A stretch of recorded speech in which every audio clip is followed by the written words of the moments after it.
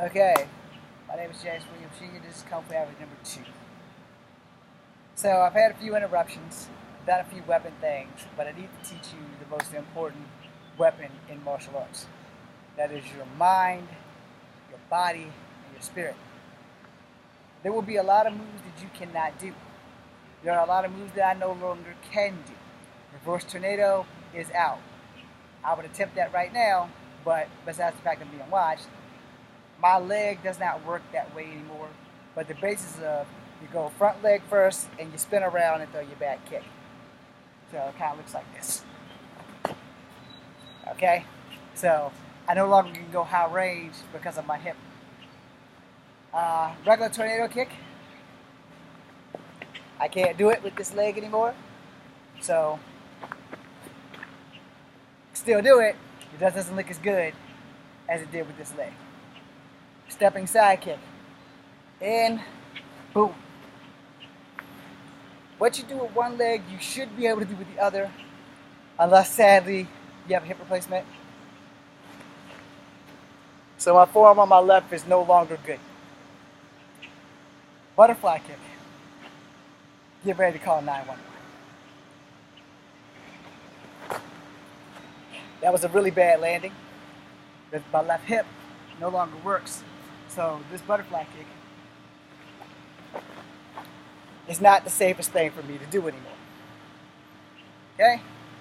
My butterfly kick from the right just all out sucks. So I'm limited. So inside outside crescent kick, that's that.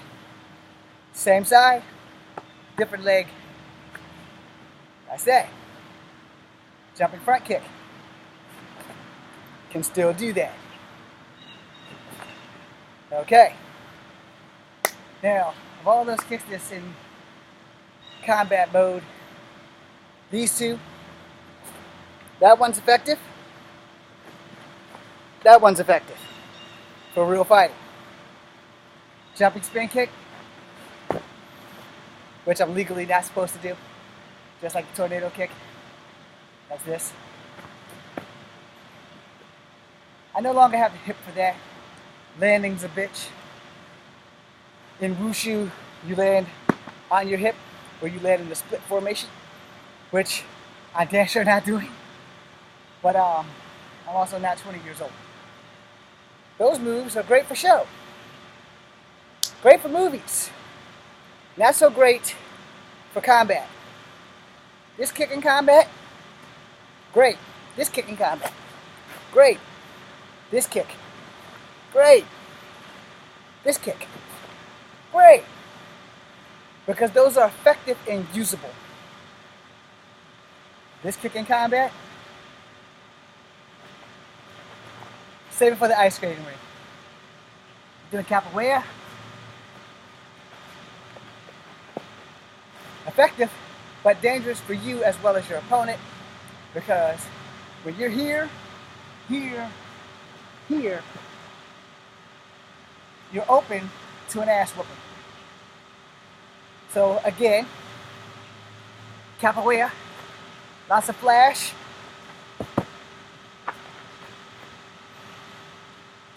No longer allowed to do those. So this is a rarity. My hip has put me down. About 50% of my arsenal is gone. 50%. The other 50% will be gone soon. So I need to document all the shit I can do for my second hip replacement. Back handspring kick, not an option. It does work if you're lucky, but it's more or less for moving. So basically, stepping forward, throwing yourself back and throwing a kick. I'm gonna review this and see how much I really suck. But yeah, jumping spin kick, jumping front kick. Jumping spin kick, effective if you hit, ineffective if you miss. Leaves all this open for you to get hit while you're in the air. Flying dragon. Effective in a crowd. Not effective one-on-one. Sorry, Bruce. But, you know, If it's one-on-one and it's not like a lot of room, you got a fighting chance of using it. If your opponent is way bigger than you, you have a fighting chance of him catching your foot and flinging you to the side. It's also very defensible because they're flying at you from the air. So you can block here, you can block there, you can catch and slam. There's a lot of things you can do with the Flying Dragon. There's a lot of things that get done to you in the Flying Dragon position. Being able to fight in real life versus being able to fight in the movies. Real life, the fight lasts 3 to 5 minutes. Unless both of you are aces, then it's going to be a good time. If you're not an ace, and your opponent is an ace, go check out my video on the pole technique or the tree technique, and it will get you through just a little bit better than me telling you you're going to get your ass kicked. 9 times out of 10, a smart fighter doesn't have to be a great fighter to win a fight. A great fighter doesn't have to be a smart fighter. He just has to know his way around a fight. See the clusterfuck there? The bottom line is, don't bite off more than you can chew. Don't underestimate your opponent. And don't mess with a wounded animal. So another kick that's effective, and it would basically, I call it the knee knocker, because it only works when you're using it against their knees. So it's Taekwondo. It's here, here, and then pull back in there. So basically, kick, kick, kick. Yeah, that's kind of how that would work. So, boom, boom, boom. Okay? So, again, let me go slow. Knee, let me break it down all of it. Knee, this does not come down. The other knee, draw it back Taekwondo style, thrust into gut. Now, if they're short like me, you're probably going to hit them in the chest.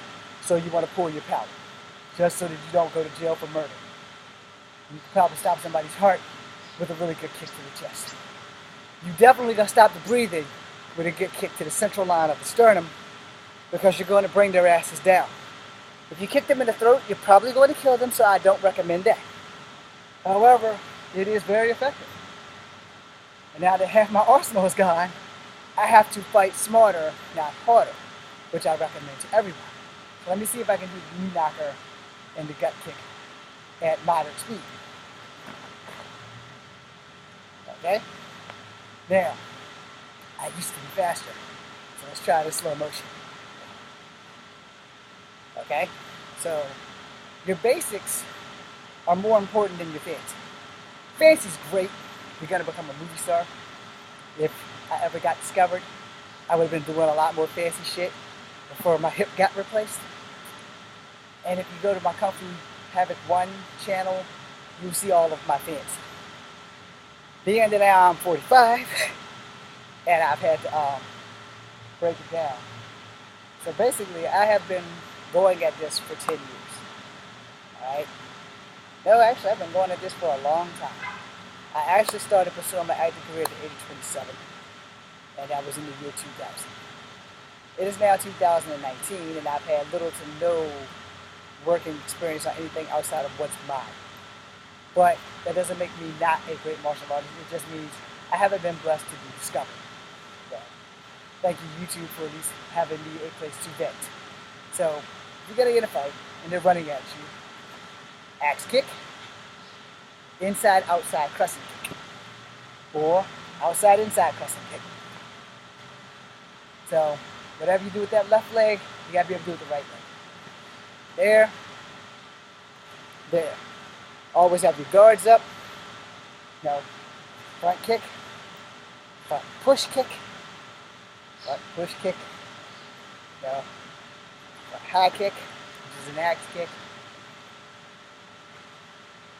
Step aside to spinning back. I'll screw that up. Spinning back kick. That way, spinning back kick. This way, you know, left leg for me, not an option. Regular spinning back kick, there.